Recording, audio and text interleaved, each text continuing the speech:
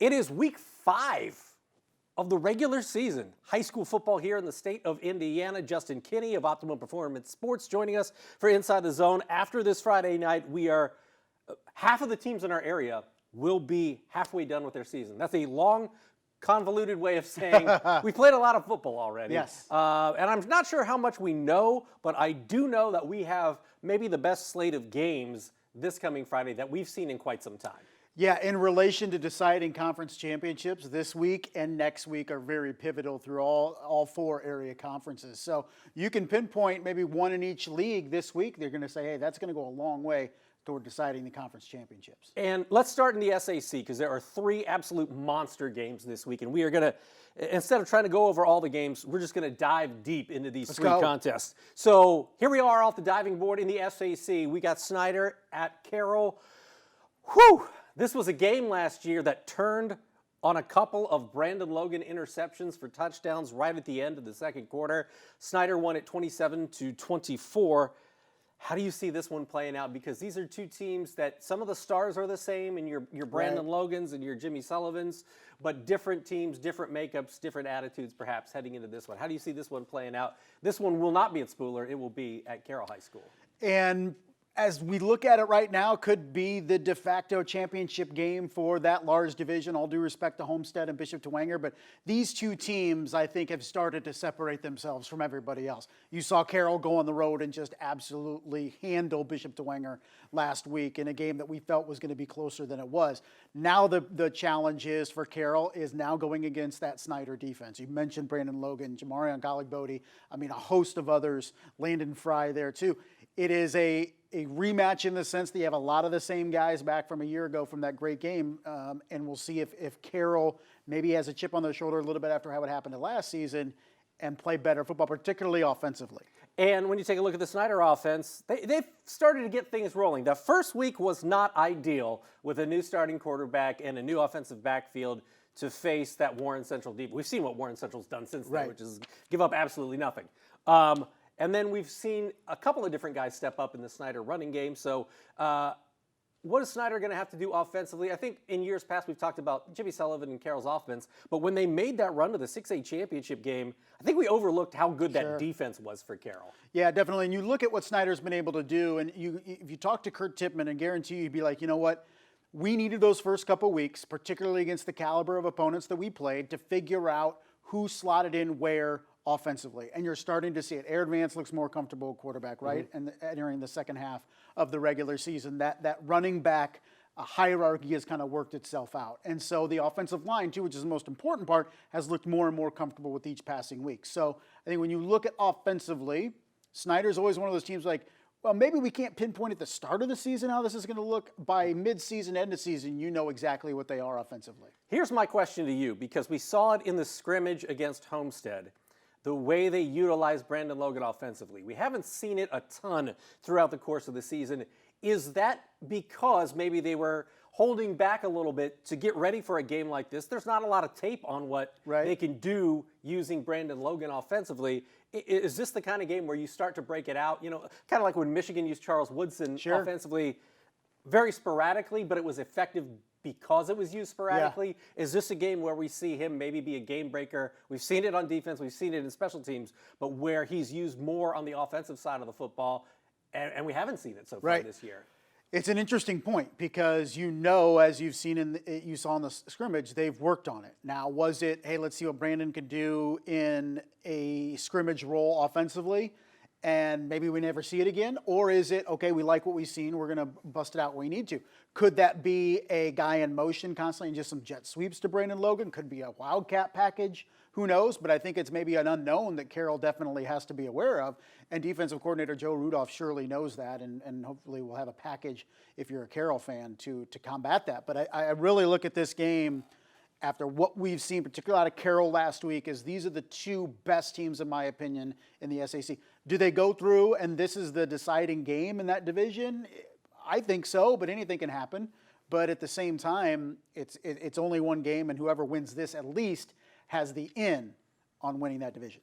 I think offensively for Carroll, as much as we talk about Sullivan and Brady Road at the tight end position and the number of receivers, Jaden Van Pelt, not just Jaden, there's a number of guys that can play that. I think a key is going to be coming down to running the football because, with Green and, Starks, they've got guys that can run the football and that can help set up the pass. I mean, I think that's crucial against, Blakey and what Snider has on the defensive line this year. And I think maybe that's the big question for this game. Maybe the deciding factor is which team can move the football on the ground more. Because we know what Jimmy Sullivan can do for sure and those wide receivers. And Aaron Vance is getting slowly but surely more comfortable, but he's at his best, as most quarterbacks are, when you can complement with a good running game. So we saw what Jordan Davis was able to do last week with 5 touchdowns for Snider. Not saying he's going to score 5 touchdowns this week, but we saw that running game really set the tone. And I think both teams are going to want to do that and really use that to complement their pass. Okay, so that may be the de facto SAC Big Division Championship game. Maybe. The NE8 Championship game really feels like over the last couple of years has come down to this. East Noble versus Leo. The Lions Den is going to be rocking on Friday. I mean, we've been looking forward to this one since the season kicked off. How do you see this one playing out? Because Leo has obviously had to replace Caden Hurst and a number of new quarterback this season, but they've hit the ground fairly seamlessly, starting with that win at Lures in week 1. East Noble, new head coach. Throw out the Snider game in week 2 aside and a rough kind of first half against Huntington North. They've answered the bell and really did so last week against the DeKalb team, and a game we thought was going to be a little bit closer. How do you see this one playing out in Leo on Friday night? Well, I think what we saw last Friday out of East Noble maybe piqued my interest a little bit more for this game than previous, and it was already going to be a big one, just because of what East Noble was able to do to that running game and really take Caden Hinkle completely out of the game for DeKalb. And that was a DeKalb team that had prided itself on being a balanced offense and can move the football, and were held to like 4 first downs in that game. Not saying they're going to do that to Leo, but I do think that defense of East Noble is maybe a little underrated. Now they have the biggest challenge of the season so far, going up against Brock Schott and Landon Hepner in that offense. But at the same time, I think East Noble may be a little ahead of schedule in year 1 with Alex Stewart. We're looking at those two teams, and maybe Leo right now is that it team in the NE8, and East Noble's kind of waiting in the wings once the senior class moves on from Leo. But could they do it a year early and surprise the Lions? I think if Leo comes out a little sluggish, I don't expect them to, but if they do come out and East Noble's able to contain that run, East Noble's got a shot. You mentioned Brock Schott. I think we talk a lot about him on offense and the highlights and all the plays are offense. He controlled the game defensively against Lures. He had 4 sacks. Yes. And I mean, there was no answer for blocking him. None. East Noble has to block him to make it work, although perhaps they won't throw as much. Riley Biddle's done a nice job with what's been asked of him so far this season, but they want to ground and pound with Krell and Plattner and those guys in the offensive backfield. But how do you block Brock Schott? And how do you make sure he doesn't wreck the – I mean, he was a game wrecker against Lures in week 1.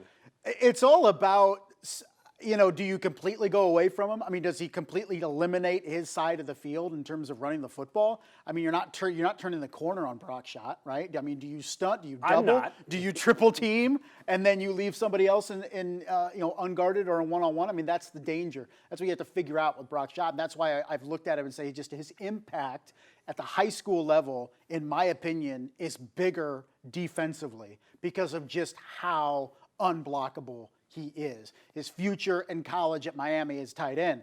But in terms of his biggest impact in high school, I say it's defensive end. And that's the biggest problem for East Noble is what you do with Brock Schott. And the problem is if you give him the respect he deserves and double and triple teams, it just opens up opportunities for other guys. One thing I really like about this rivalry is that it's pretty friendly. Like some of these rivalries can be really contentious. Right. These two teams have a lot of respect for each other. And in years past, they've been, fairly clean games.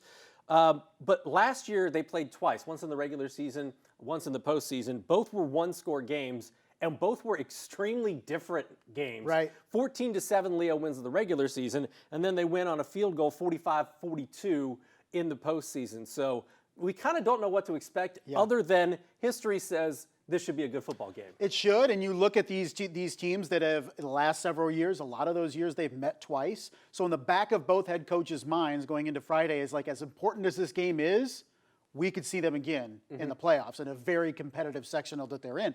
So that's always in the back of minds of coaches. and they don't want their kids thinking about playoffs, but the coaches are thinking it and say, okay, what do we do in this game? What works? What doesn't work? An NE8 championship would be nice, but you know that probably to win a sectional championship, you're going to have to beat that opponent, either Leo or East Noble, a second time. So for this game, as much as we put on Friday, if they meet again as they have in recent history in the playoffs, it's going to be even bigger. Yeah, you can get your blueprint ready for Yes. what is going to happen in the second time.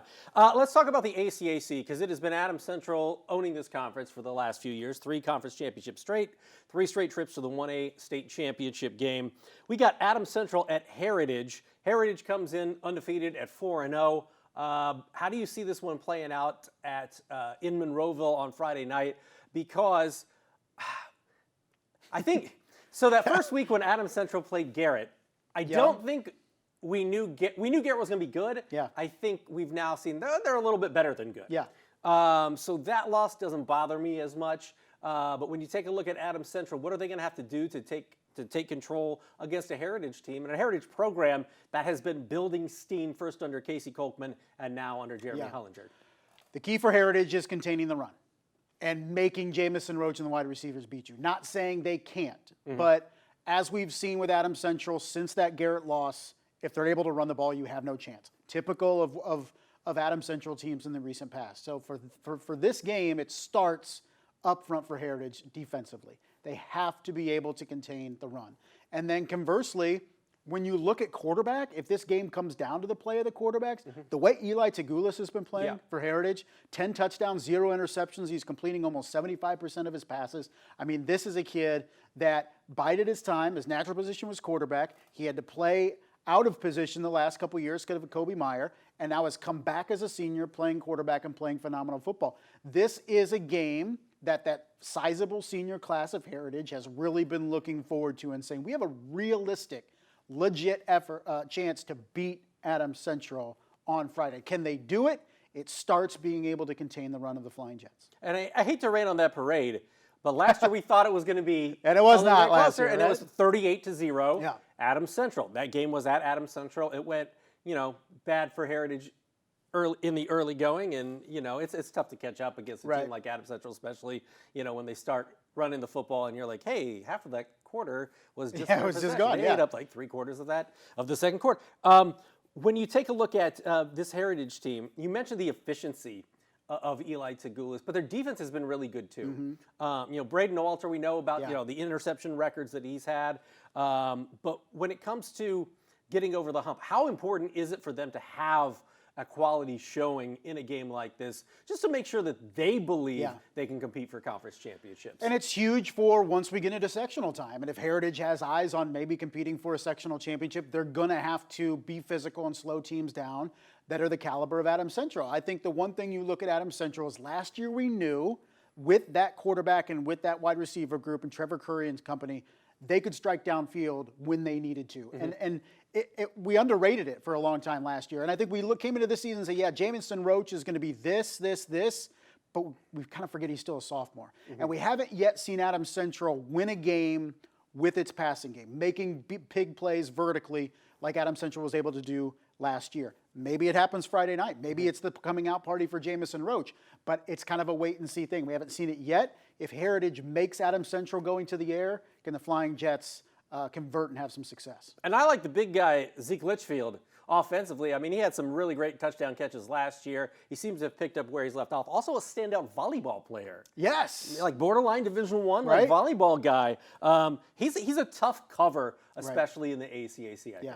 Yeah, and I think when you look at it, too, with Adams Central, is every time in the last couple of years we were saying, okay, some teams starting to creep up on Adams Central, maybe this is the year, the Flying Jets go out and prove a point. In dominant fashion, right? Whether it's Bluffton, whether it's Heritage, whether it's South Adams, these are the games that Adams Central gets up for. If they sense any sense of doubt from outsiders that this is the game that's going to end their run in the ACAC, they go out and prove a point. Yep. And then you throw Bluffton in the mix. We'll see how that plays out at the end of the season. But this does have a very conference championship type atmosphere surrounding it. So we've got 3 huge games this coming Friday. We'll have them all covered on the Highlight Zone. And of course, we'll have more than that because that's what we do.